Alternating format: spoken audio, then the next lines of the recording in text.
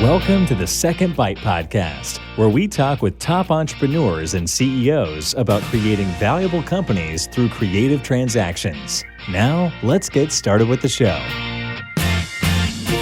Welcome back to the Second Bite podcast. I am your host, Todd Taskey. Today, I have a really good guest. David Slenzak from Broadtree Partners is with me. David, super happy to have you. Thanks for having me. Appreciate it. Yeah, this is going to be a really good episode. One of the things that the feedback I get the most is that people love the idea that they get to hear behind the scenes on growth and acquisition and entrepreneurs. We talk to a lot of people that otherwise you would never hear of or know about. And one of the things people like is that we deal with lower middle market in that usually 2 to 5 million of EBITDA range. And sometimes these guys will partner directly with private equity groups and that's really, there's not a lot of private equity groups that'll go as low as 2 million. But at Broadtree, you guys have had great success going even lower than that. Can you introduce yourself and maybe a little bit of a descriptor on Broadtree, and then we'll start to unpack some things? Yeah. I'm the founder and managing partner of Broadtree, and I would say even though we have a kind of a unique structure, we're probably equivalent of about $150 to $200 million lower middle market private equity fund. And you stated it properly, Todd. We're one of the few firms that will look at a business even as small as $1 million of EBITDA as a platform. And what does that mean, like platform?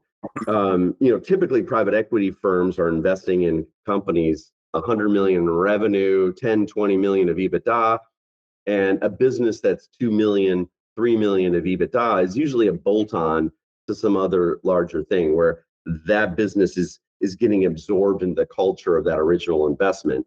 And so I think there's a big difference in being treated as a platform than being treated as kind of a bolt-on to something else. I think, when you're treated as a platform, you really get to define that culture. When those folks are partnering with us, they get to define, the future acquisitions, if there are any, the future hires that are made in the business. And so that their culture is really dominating, and it helps kind of extend, that founding, crucible, farther. I think that's important, for businesses. It also, I think, is financially, depending on the structure, when you are rolling equity with a private equity firm into that second chapter, that second bite, when you're sort of at the, the center or the hub of that, those economics are typically better than sometimes you might get kind of ring fenced into, that satellite, Right. position. A question, a lot of times, because a lot of the deals we do are above 2 million of EBITDA, but we've done many in the same range as you. And I know one of the things there that the buyer's always concerned about, or the partner, if it's private equity, is that these guys are lean in terms of their management team. And we need more good. If we're going to grow from 8 million of revenue to 80 million of revenue, we need a lot more good, talented people. How do you, because you guys have kind of a unique approach to solving for that, right? Yeah. We have what we call an operator-centric model, or an entrepreneur in residence model. So every deal we do, we have one of our operators join the team somewhere in this C-suite level.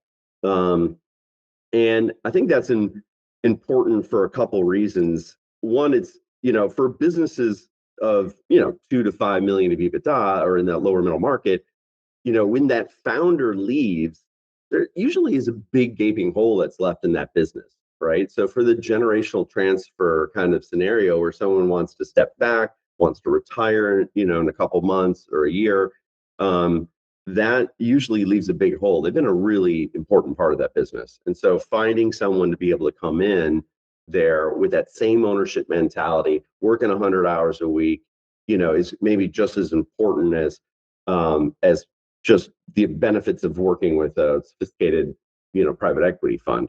also in that scaling scenario where someone has, grown something from 0 to 3 million EBITDA and they want to take it to 10 or 20 million, having someone come in is hugely helpful. That person entering that business can also usually do the things that founder doesn't want to do, right? Like the accounting, the finance, the hiring, the firing, the M&A that they might not have experience with, and allows that founder kind of focus back in on what they're good at. Usually it's tech or creative or technology or sales or account management, and we've seen that a lot. And they appreciate someone coming in with that same sort of entrepreneurial ownership mentality that they've had for 10 years. And so we've talked about this before, because oftentimes there's like two personas, if you will. One of them where the owner wants to move on, usually move on to not doing anything, right? To sit on the beach or to be retired. And so that I get, right? Because you're going to put in an executive to run the business and all that's going to be better. But if I want to stay and really focus on the second bite, are you saying that I get a C-suite level talent to join me in terms of growing out this business? Yeah, and that's what we do. And that person, is usually flexible to where they should play in the business, right? And can fill out the gaps that are probably there for that person. And a lot of times those folks that are interested in staying in the business have built something to 3 or 4 million EBITDA. They've seen their competitors maybe partner with another private equity firm, right? And seen the benefit of that. They're now 10 or 20, and they're looking at that saying, hey, I'm just as good as those guys, if not better. I want to be able to take that next leap, that, I want to enter that next chapter, but I kind of don't know how to do some of those, those next moves, right? Use safe and creative debt capital to grow, acquire other competitors, integrate, some of that is, the founders are not experienced with. So let me ask you that. I want to talk about some of the specific investments you've made as a case study. Mm-hmm. But one of the things I hear, going back to that point, one of the things I hear a lot from CEOs, founders, is we hired a COO so I could step away and either just, take some of the load off or focus on more strategic things. And I got to tell you, David, I would say at least 8 out of 10 of those are a disaster. Mm-hmm. And I don't know why, but they are. And you guys have cracked the code on that. Could you share what you've learned, or how do you put that executive in and make it work well? Yeah, well, I think it's sharing that entrepreneurial mindset. That ownership mentality is the difference, right? Sometimes that COO comes in, they always feel like they're underpaid. They want 200, 300, 400K. They're smarter than the old guy. And but in this situation, these people are coming in, and they're looking for that entrepreneurial upside. They're not looking for current comp. They're looking. And how did they get that in the deal structure from the beginning? You've set it up for them? Yeah, we as a private equity firm have less ownership in the business, and some more of that is shared with that operator coming in. So they are aligned with that founder. They're an owner. Yeah, to grow that business. And wow. I think that alignment is a key piece. And I think it's just that ownership mentality, right? It's that entrepreneur, that entrepreneur mentality that individual has aligns with that founders, and to grow the business. And just I think that's the magic, Yeah, and to make it clear, I would assume there's been a bunch of face-to-face sit-down meetings while you're going through diligence or whatever else between that new executive coming on board and the founder to figure out who's going to do what roles, and do I like this person or not, and all those kind of things. Absolutely. Oh, absolutely. And sometimes we're not the right fit because that founder might not find that personal synergy with us and some of our operators, and that's okay, right? Because sure. I think also for that to work out, there needs to be a personal fit there too, and and that's key. We're not forcing anything on it. It has to just work out, right? Those puzzle pieces need to fit effortlessly and not be forced. Yeah, and and they can fill different roles. They don't have to come in and be the CEO and tell that founder what to do. They could come in as a CFO or CTO or COO or a president, where the founder's remaining CEO or chairman or something like that. So there's a lot of different places for that individual to sit. And I know you've had a bunch of successes, round trips, as people call it in the business. Can you give us an example, maybe on the lower end of the range? And can you define tell me a little bit about the business and about what size they were when you got started? Yeah, I mean, we had let's see, we've got a incredible business right now. Well, one of the businesses that we just exited, founders really wanted that second and third bite at the apple. So they were looking for, instead of selling to a strategic, or their competitor and working for, the man there and taking home a paycheck and being held accountable to that competitor. They really wanted that second and third bite of the apple. However, they did see a sort of a shorter window for them. They wanted the second and third bite of the apple. They didn't want to retire immediately and move to Florida and whatever. How old are you guys from this example? I think they were late 50s, early 60s. And what was the business vertical there? That was a services business. It was sort of a tech-enabled services business in the printing industry. And they built it for a long time, I assume. Yeah, no, they had it for maybe 10 or 20 years. They were looking to kind of ramp down into retirement, but they wanted to take their time. Actually, this was a business where their son was actually, in the business as well as the head of finance. And our guy came in. We grew that business together with the founders and the son. The founders had a board seat, and were just really impressed with the operator that we put in there, and was probably one of the reasons why they did the deal with us in the first place. But that worked out incredibly well. The founders stepped back from the day-to-day of the business, and then finally stepped off of the board 3 years in. Really do enjoy life. And so that was a business, where, they didn't want an immediate exit, but liked having that ability. Once they felt the stability and that growth and that alignment with us and the operator, it really gave them that freedom to kind of back off. And their son and our operator are still in there. And so when you got invested in that, were you a majority owner at the beginning?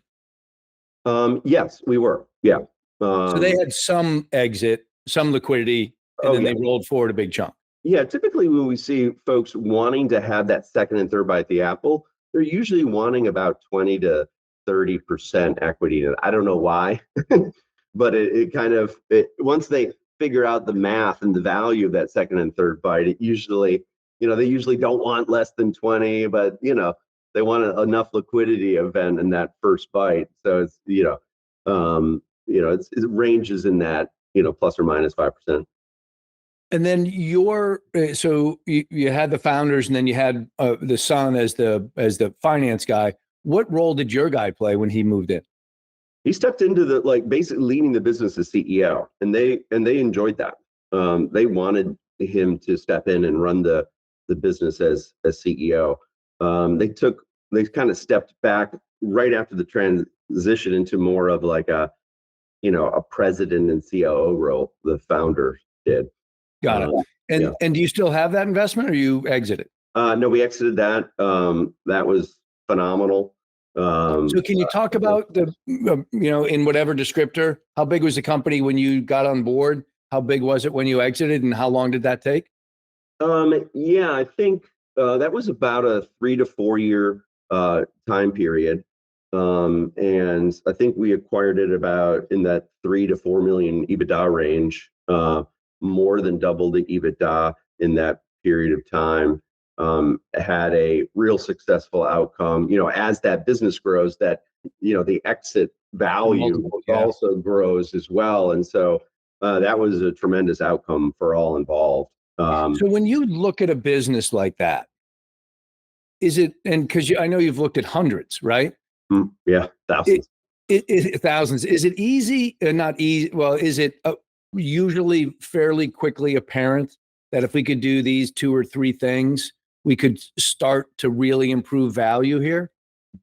Yeah, I mean, I think a lot of businesses in that scale, we're always usually buying successful businesses that have some sort of growth trajectory to them, right? So they're good businesses in and of themselves, right?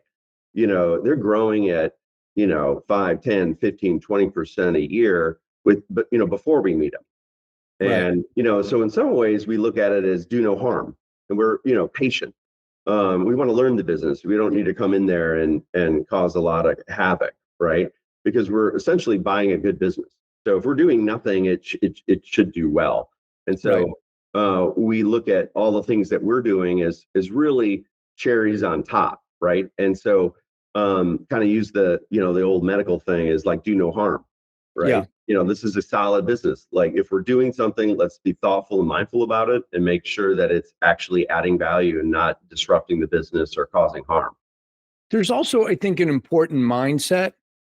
If I own a business and we're making a couple $1,000,000, me and my partner, and we're growing at 10% a year, I mean, why am I going to risk going into a new vertical, acquiring another bit? I mean, at some point, it doesn't make sense for me to do that.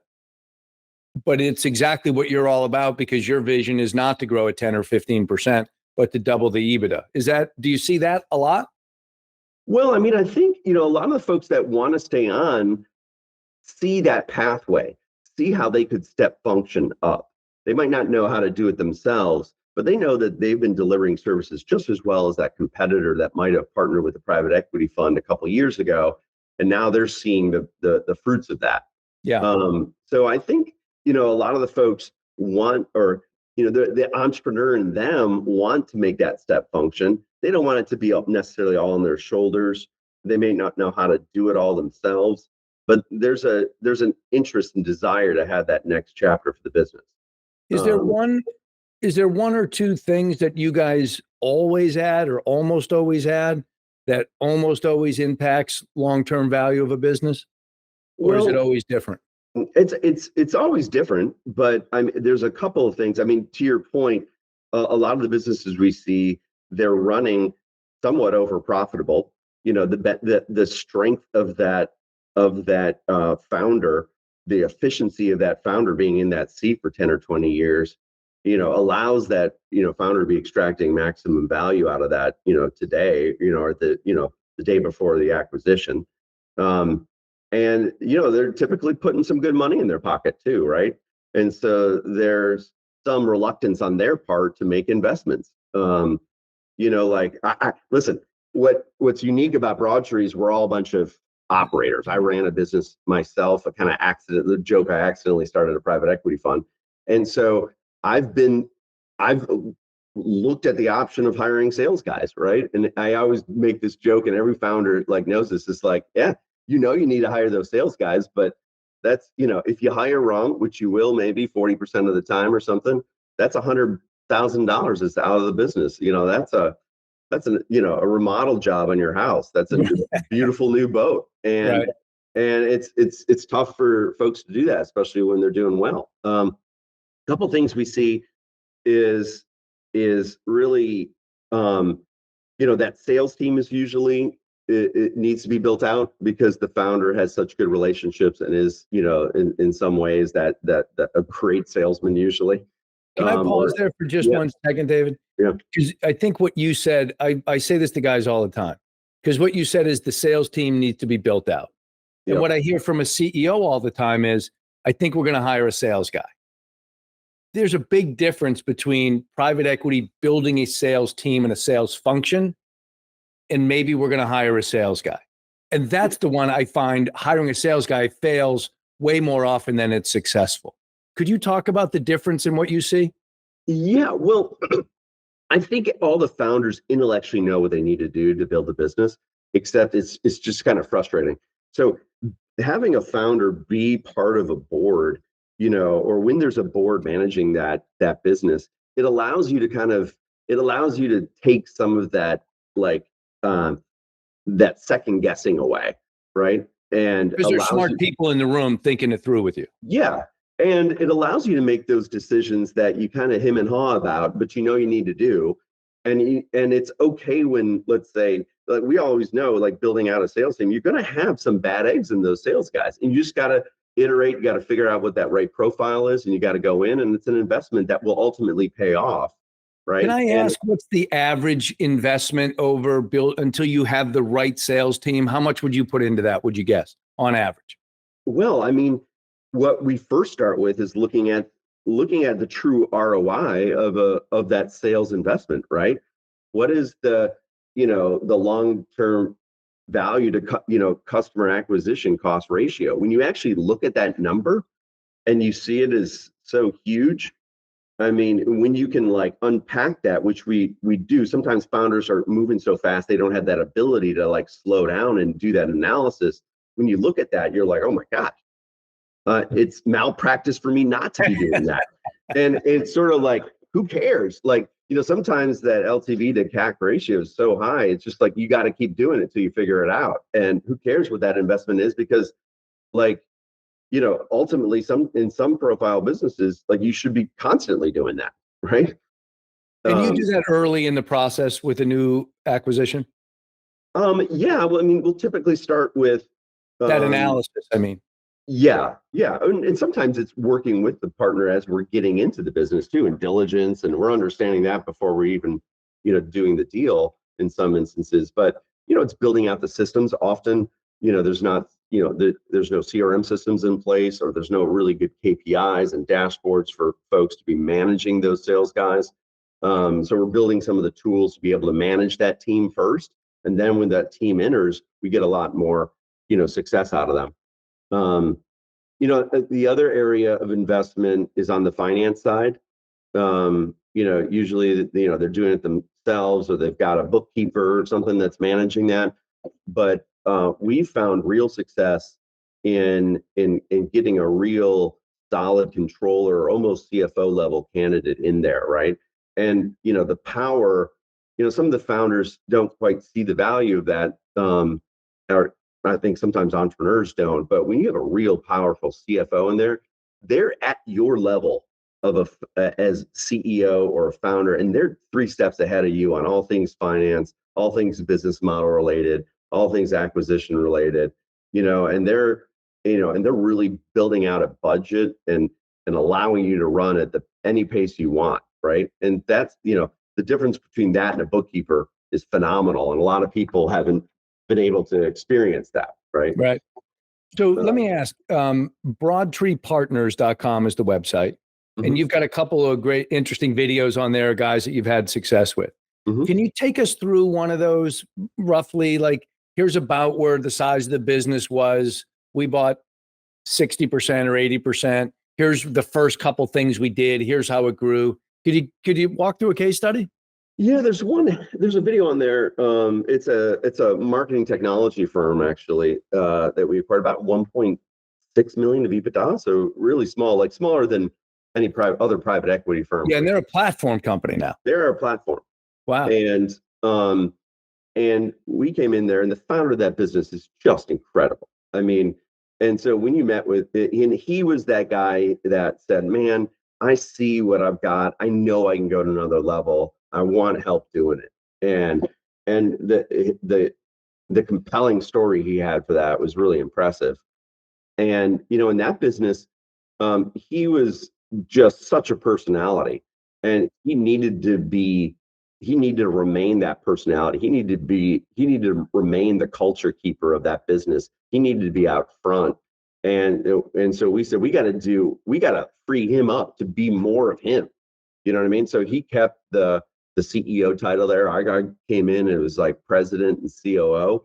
And our guy was focused on building all the infrastructure, letting the founder do what he does best, which is external facing with clients and major project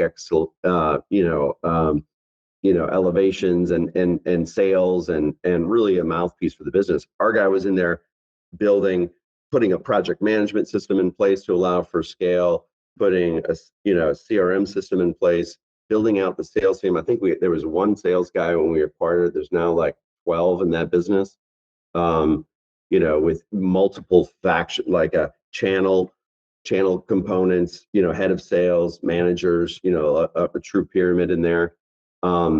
We've got really great project management that integrates with financials now to really, because it's a people business, really understanding we got to stay ahead of growth too, right? We can't overhire. The next buyer of a sophisticated business, whether it's private equity or strategic, is going to expect all of those things, right?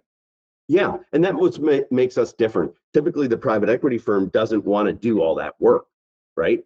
That private equity firm that's looking to buy a 10 or 20 million EBITDA firm wants all those things in place because it's hard doing all that, right? Yeah.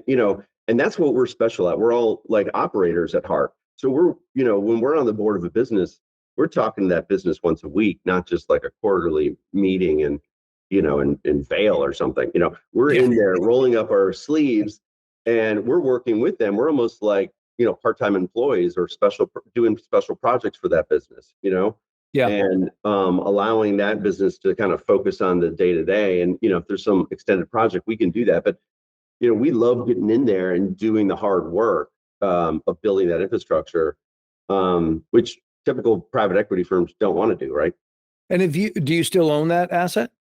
We do. That's becoming a longer-term hold for us. That's another piece is we have the flexibility of holding. You don't have a timetable. Yeah, we don't have a timetable. Every business sits in a separate holding company, so it's not impacted by, let's say, a fund lifespan. So we could hold that business for 10 years. So you got into that at roughly $1.6 million or so. How long ago was that? And at the beginning of 24, can you give me an approximate size? Well, we have, let's see, I think we've grown the revenue by 5 times. Wow. And what we're doing right now is actually holding that EBITDA constant or even slightly dropping it, because we're fueling the growth now of that. And so, that's another thing too, right? Is like when there's that opportunity to then take and reinvest back in that business, founders sometimes have a hard time with that, right? Because it's right there. I need to take it out and put it in my bank account. Sure. But having that board around you to make those reinvestment decisions is easier sometimes. It's also easier, I find, when I've picked up a few $1 million at close. So at least I have that in my personal account. Yeah. I'd like your opinion on this because I hear from clients a lot that my risk tolerance shifted when A, I put a bunch of money in my bank account, but B, all the money we're spending is kind of company money or private equity money. And guys know what to do with it. Yeah, correct. You see that? I think that's the combination of you de-risk a bit and you intellectually know what you need to do that business, right? All these guys are super smart guys. They know they need to build a sales, team, but I don't know, it's money out of their pocket. And once you de-risk and you've got other smart guys around the table, it's just so much easier to intellectually make those decisions, that are beneficial for the business. Yeah. When one of the things I hear from private equity a lot is that they have a minimum check size. So whether you're $1.6 million of EBITDA or $4 million of EBITDA, if we're going to do the work to understand the business and decide if we're going to invest, we have to write an equity check for $5 million or $8 million or what have you. And then that dictates how much of the business you have to acquire as a minimum. Do you guys have constraints like that as well?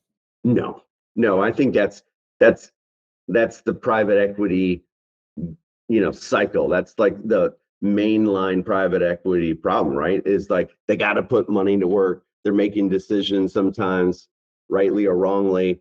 They're driven by check sizes, instead of what's really needed for that business or what's really needed for the returns, let's say for that business or founder.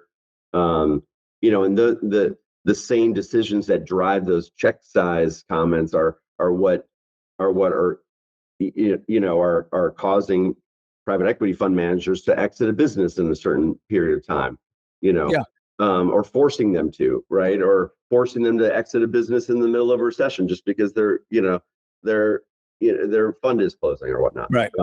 So there's a lot of businesses that you've looked at, as you said, probably thousands.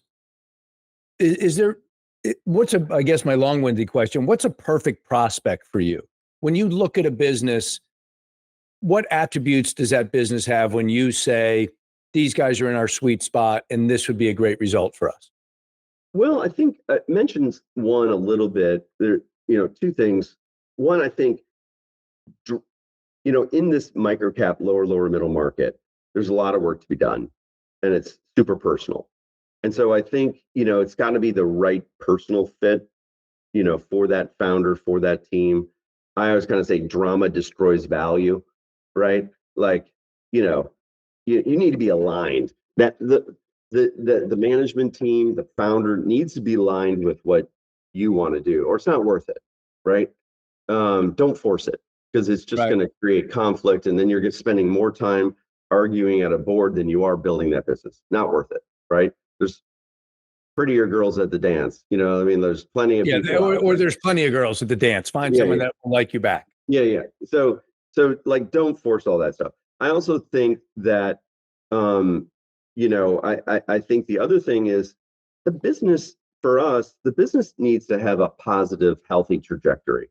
It needs to be, it's really hard to turn a business around that is going downhill or flat for years. So it needs to just have its own positive trajectory. I also think, like, the business needs to have its own kind of like system and culture that's driving that. It's not all about the founder. You know what I mean? And it doesn't have to, you don't have to have systems all put in place. I've never seen any of that. You know what I mean? But it needs to have, the foundations of systems and processes and a position in the market that we can build on. So I think those are, two major items. That's interesting. And can you, outside of the normal stuff that everybody looks for, as I think about the executive in residence, and that I would think is a remarkable and unique opportunity for the right person. Can you explain how that works? How do you find those people? How do they find you? How do you match them with opportunities? Yeah, well, there's, it came a little bit from my experience. I was an entrepreneur, but just, became more compelled at maybe scaling something than starting something. Couldn't figure out what I wanted to start, didn't have that idea. And I think there's a very small subset of people out there that are really interested in getting into something and growing it and making it theirs. And so those folks are really interested in these smaller businesses that they think they can get in and really like take ownership of and grow. And so we try to harness that energy, right? And I think sort of in the micro cap, lower middle market, that's really important, right? That ownership, that entrepreneurial zest and spirit, you got to harness to do the hard work at this level, right? And so that's what we try to do. And so we're known as, one of the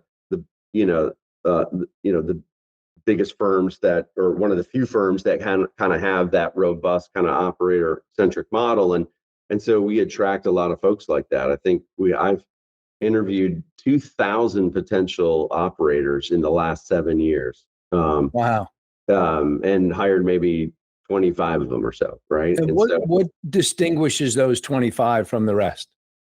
Is there an attribute or two that's important? Well, they're all incredible, like, pedigrees, and their ceiling is incredibly high. They're smarter than you and I combined times 10, Todd. You know what I mean? And so that's table stakes.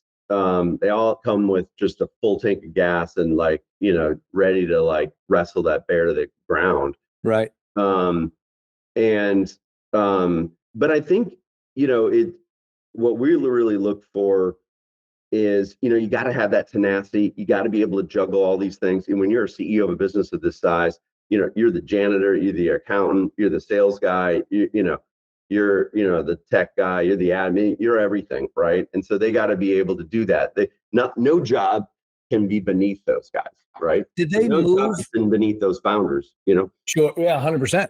do they move to the company location, or are they remote, or how does that work? No, absolutely. They pick up and they move themselves, their family, to wherever that business is, Wow. Detroit, Fargo, El Paso, wherever it is. And, they get in that business. And, they want to, right? I also think, coachability is one too, right? These folks are, taking over and shepherding a business that's done really well for 20 years. So they need to be coached, right? They can't come in with arrogance. That founder needs to help that person get acclimated. The board needs to help that operator get acclimated. So they need to be responsive to that. Yeah, I mean, it sure feels like Broadtree. I mean, we've known each other for years now, but Broadtree is really kind of a hidden gem, not only for the entrepreneur, but for the executive that would like to have a real entrepreneurial experience, but have it with the support of intellect, infrastructure, and financial resources as well. Yeah, no doubt. Well, this has been a great episode, and I appreciate you sharing. One thing I always like to end up with is, I know, when I look at you, and you've obviously built a successful fund, you've had a successful career, you're successful in your personal life and community life. Is there something that you would point to in your history, whether it be an experience or a person or a book that you read, that you would give credit to being very helpful to getting you to where you are today?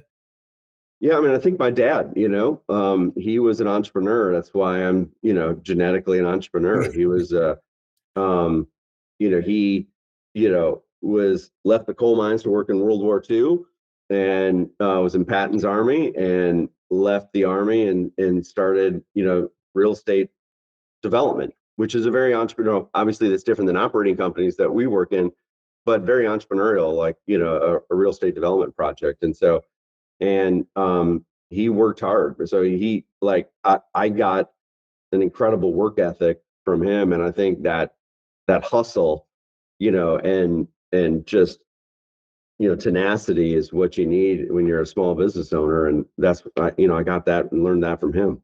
Wow, that's a great beginning. For people to track you down, I know you can be found on LinkedIn. You can be found at broadtreepartners.com. Also in the show notes, if you're at secondbitepodcast.com, you can find all the connections to David right there. But David, this has really been unique and insightful and interesting. So thank you for being as open and generous sharing as you were today. Yeah. Thank you, Todd. Always great working with you. Thanks for listening to the Second Bite Podcast. We'll see you again next time, and be sure to click subscribe to get future episodes.